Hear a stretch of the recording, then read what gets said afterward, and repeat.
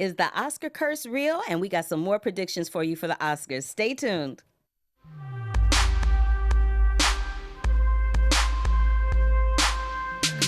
yeah, we're doing our song now.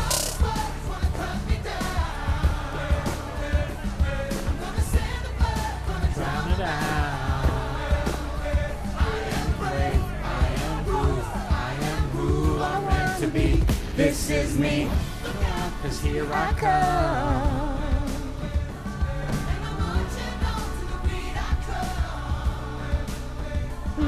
To be seen, I make no apologies. This is me.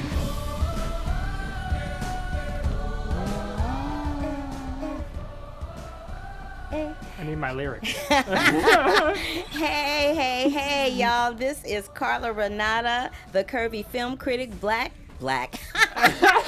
It's obvious I'm black. I am back with Black Tomatoes with my co-host Scott Menzel. But before we get to our intros, I want to thank you guys. Scott and I want to thank you from the bottom of our hearts. Thank you for tuning in and supporting us. We were overwhelmed by your response and your positivity. Thank you.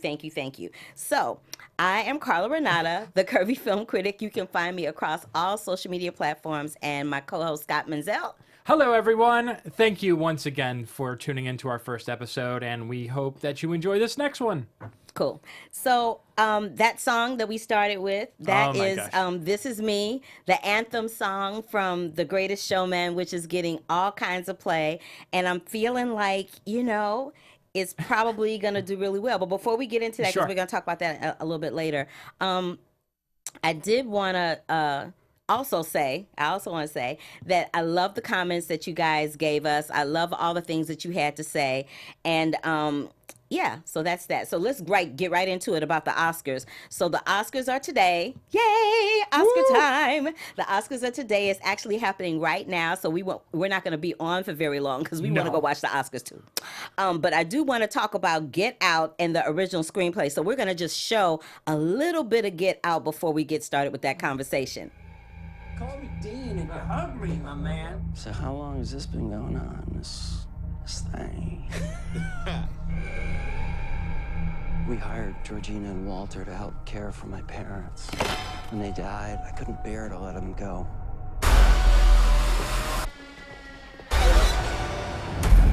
Do you smoke in front of my daughter? I'm gonna quit. She'd take care of that for you. How? Hypnosis. I'm good, actually. You ready for this? I'm back in the beat. So look, I go do my research. Apparently, a whole bunch of brothers been missing in this suburb. But it's cool. Bro, how you not scared of this, man? Good to see another brother around here.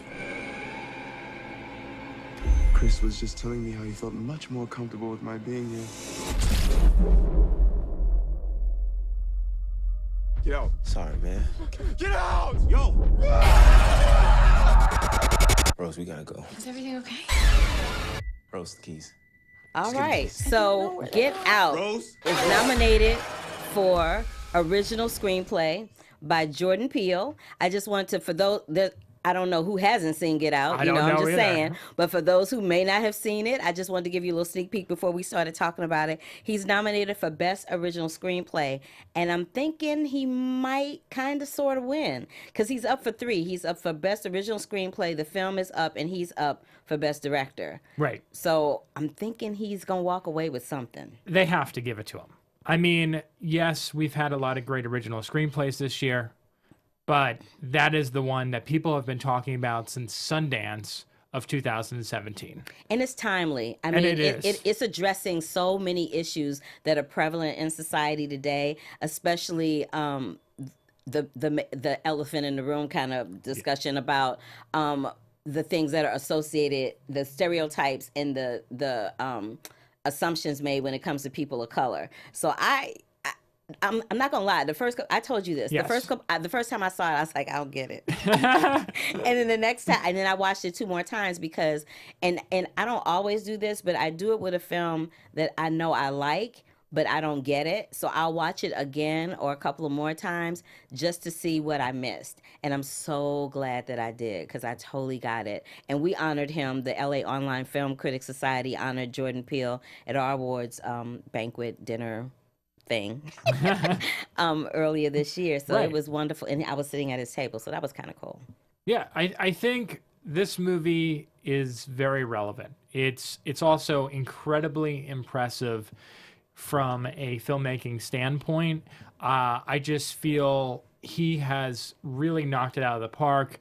You know, he's been getting offers left and right for next movies. But this is the movie that's really going to make people remember him. I mean, he was considered a Comedy Central stand-up guy, and now he's this in-demand director. He's this in-demand storyteller. He breaks down barriers. This movie's bold. It's beautiful.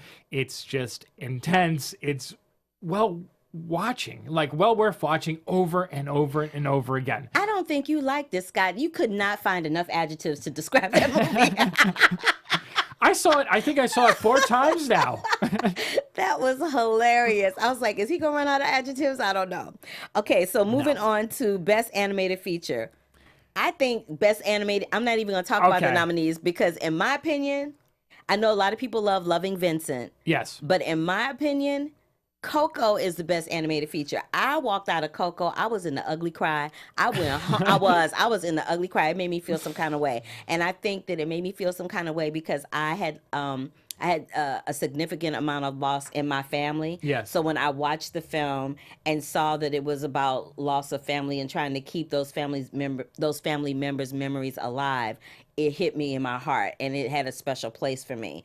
And the way the story was told and the way the animation was done, and I can't find enough good things to say about Coco. You know, it's funny because Coco would have definitely won the best original song if it wasn't for Greatest Showman. Yeah, absolutely. Because when I saw the movie, I'm like, oh, well, this is definitely going to win. Absolutely. But then when I saw Greatest Showman, I'm like, never mind. This is going to win. Remember Me being sung by Benjamin Bratt. Yeah. I really did love Coco. This was, you know, it's funny because everyone's like criticizing the animation category this year because they're saying, oh, it's kind of weak. But the truth is that Loving Vincent, I didn't love the actual story, but if you watch that movie, the amount of achievement they've done to capture that and bring that story to life, it's remarkable. It really is. And then the other one that stands out for me is The Breadwinner, which I feel like is not getting enough buzz. It's getting no buzz. It's on Netflix right now, so check it out. It's really well done. So I feel like the other 2 movies are throwaway. I don't even remember what they are. But yeah, I think it's like, isn't The Boss Baby in this? Or is that? Yeah, The Boss Baby is in this. Yeah. No. I mean, that's fine for if it was a Saturday morning cartoon, but not as a movie. Can't even go there. No, please. No. But yeah, Coco is just the music makes it, the heritage. I mean, the Mexican culture, how well defined it is for people who have no idea what this is. So it starts conversations for family members. It's a well-made film, and you know, every time Disney does this, where they decide to bring a culture to life in an animated film, it's been just a win-win. I mean, you know, Disney. This is the thing that I feel about Disney. Disney knows how to pull on them heartstrings and get you where their films and the way they're cultivated and the way that they're shot and the way that the scripts are developed, they hit you in a way that no matter what background you come from, it just makes you feel something. Right. And in any motion picture, whether it's animated or not, I walk away wanting to having had some type of experience, and I always feel that way after I've seen a Disney motion picture. So. I agree. It's very rare nowadays that you don't feel that. It really is. Disney just has, it's almost, in a lot of ways, I don't want to say it's like a formula, but it's sort of like the same way that they're effective with Marvel movies. Like they just know what works and what doesn't work, and know okay, we can go dark, but we can't go this dark. Right. We need to add humor.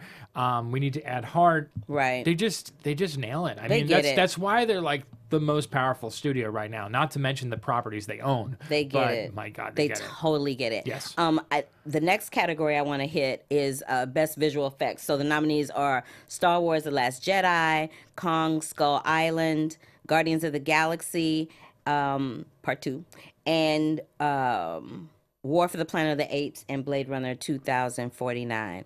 I think War for the Planet of the Apes is going to get it because the amount of visual effect pre-planning they had to do for that particular movie, because it's combining not live animation, but motion capture.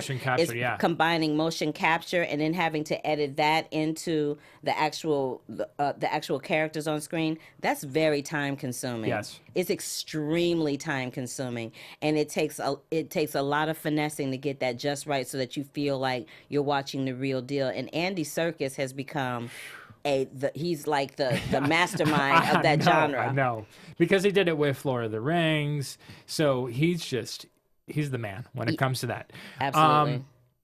I'm going to agree with you on that, because I first of all, I think that movie was a standout movie of the summer, and I feel for some reason no one's really talking about it anymore, but that trilogy in general, the new Planet of the Apes, is just phenomenal. It really is. And the technological advances that they've made, just unbelievable. I literally felt like I was watching real apes when I was watching that movie. I know, it's kind of frightening. It's kind of, that's what I'm saying. Yeah. It's so realistic that you go, this can't possibly be some visual effects. This has to be like somebody in a really fierce monkey suit working it out, but no. And it's just a really beautiful looking film. I mean, and everything about it. I mean, just some of the effects of war and stuff like that. And this is going into more of the story, but like the visual aspect of this and just how well they blur the lines between, that computer animated version that what Weta has achieved is incredible, because they mix the humans right with them, like the little girls carrying on great. the back. It's like, wow. Oh no, that was a really good one. I was like, ooh, nice. Yeah, we honored them as well at the LAOFCS. Yeah, and they deserved it. I mean, that company is doing such wonderful things, and I mean, they did The Jungle Book too, which was also one of the movies. And between these two movies, I don't know how they can make any technological advancements any further. I don't know how they can move that further. They can always push the envelope further, but I'm really excited to see how they're going to do that. So because it's Oscar night, so we didn't go through all of the nominees. We hit some last week, so you can go and watch that, where we talked about Black Panther and some other things. And I wanted to hit some of the most popular ones this week. Scott and I wanted to do that. But instead of going through the whole list, you all can watch the show, which is on right now. That's right. And we'll watch it, and then we'll talk about that when we come back. But what I did want to talk about is it's been notoriously known that many people that win the Oscar, their careers have been cursed in the respect that they either get no work or they get very little work. And not the biggest example, but the person that comes to mind the most right now, who is in the news all the time, every day in the last couple of months, is Monique. So this is the thing. Monique won the Oscar for Precious. She won best supporting actress for Precious. And and ever since then, it's just been downhill. Now, I heard, funny enough, I heard her on the radio earlier in the week talking on KJLH, which is Stevie Wonder's radio station here in Los Angeles. And Donna Michi and Tammy Mack were interviewing her. And she said that someone had said to her that was close to her that her husband was the problem. And she's like, no, my husband's not the problem. This is what the problem is. If I feel like if I feel like an injustice is being done toward me, I can do one of two things. I can shut up and not say anything and sit back and let it happen, or I can say something and take the consequences. Well, she said something and has been taking the consequences for 8 years. To her credit, she spoke up when she felt like, she felt like she should have been paid to do the press for Precious. I mean, they've talked about this numerous times. That said that she felt like she should have been paid, and I don't think she fully understood that it's a understood fact that when you do a film, when you shoot a motion picture, it's understood that when the film is wrapped and edited, that you're going to promote the film. Sure. And I'm pretty sure it's in a contract somewhere. Well, and if it's not, I would be really Well, surprised. the other thing to mention about that movie is that that movie kind of came out of nowhere. If you remember, like it wasn't like a huge studio backing movie. Yeah, it was a small independent film. It was a small independent film and with Lee that, Daniels. it took off. And with that, I think sometimes actors are not ready for that. I don't think it's that she wasn't ready for it. I think that there was that, because let's face it, in Hollywood, when it comes to Oscars and awards and all that, there's a game you got to play. There's a game you got to play. There's a trajectory that you have to go down to make sure that your film is seen, to make sure that people, that awareness is raised about you in that motion picture. And it's called the publicity machine. I used to be a publicist, so I know better than anybody what that's like because I used to do it. But this is the thing. Having known that, I know there's a certain way you can spin publicity too. Now, in her case, I don't think it helped her to be as outspoken as she was. I'm glad she was outspoken because it may not come to fruition for Monique anytime soon, but it will come to fruition for somebody else. So her speaking out will make it better for somebody coming behind her. Yes. For that, I do applaud her. I don't necessarily applaud the way she went about doing it because there's a good way and a bad way to do everything. She's even said that herself. But I do applaud the fact that she spoke up because a lot of people will sit with their girlfriends and complain and they won't say anything. I'm one of them, hand up. I'm like, I will sit and complain with my girlfriends and do nothing about it. But good for her for speaking up. Another person who the Oscar has seemed to ruin their life, so to speak, is Marcia Gay Harden, and she's been very vocal about it. Yes. She won the Oscar for Pollock, and she's been very, very vocal about the fact that everything leading up to the Oscar was sunshine, rainbows, and lollipops, and then after that, nothing. And you will see her occasionally pop up on a television series, but for the most part, not so much. And your favorite person, Jennifer Lawrence. Jennifer Lawrence won that Oscar, and it's been one crazy movie after another. And this is the thing, I love her. I love that she's blunt. I love that she's outspoken. I love that her acting prowess is well beyond her years. I love that about her. But I'm gonna need baby girl to sit down with somebody and help her make some better choices in the films that she picks, because I think a lot of times the motion pictures that she chooses are not necessarily, what's the word I'm looking for? They're not necessarily films that enhance the talent that she possesses. Some of them have been, but a lot of them not so much. I know Michael Fassbender hasn't won an Oscar yet, but I had to look this up. But he's been nominated twice for 12 Years a Slave and Steve Jobs. He also needs a new agent. We're talking about people that won the Oscar, Scott. I'm just gonna Why you say, going all off the subject? Because he was nominated twice, and he delivered two really incredible performances. And since then, since Steve Jobs, he's done Assassin's Creed, and he's done The Snowman, and there's been a lot of other movies. So it's in the same page. Like certain people, where like once they get nominated a couple of times, like I feel like they fall off the wagon almost. Yeah, but the ones that win are even worse. I don't know. I agree with Jennifer Lawrence. Like I don't know. We talked about Mother. I think that was a really edgy and different thing. It was a very artsy kind of film. Right. It was very different. But my God, Red Sparrow. I mean, that movie. We'll talk about that yeah. in the next show. In the next show. But I think the person who the Oscar curse has genuinely affected the most is Roberto Benigni. When he won for Life is Beautiful. I just want y'all to see this clip of when he won because it's hilarious. I've never seen someone so excited. Watching the Oscars, since I was a kid, it was always the unpredictability of it. You never really, as much as you thought who was going to win, you really never knew. And it was fun to see the reactions of people who didn't know they were ever going to win. Roberto Benigni, I guess, was just oozing with appreciation and emotion. If you can just can that and sell it, it would be a lot of fun. It was a lot of fun. It was a lot of fun to watch him. It really was. I thought, did he just climb on some seats after he won the Oscar? And then he got up there and his English was so broken, but it was adorable. But you ain't heard hide nor hair of Roberto Benigni since then. It's like, where has he been? He's been hiding. No. I don't even know where did he he do is. that? No, I can't remember if it was the Nutcracker after that. Remember he did that movie.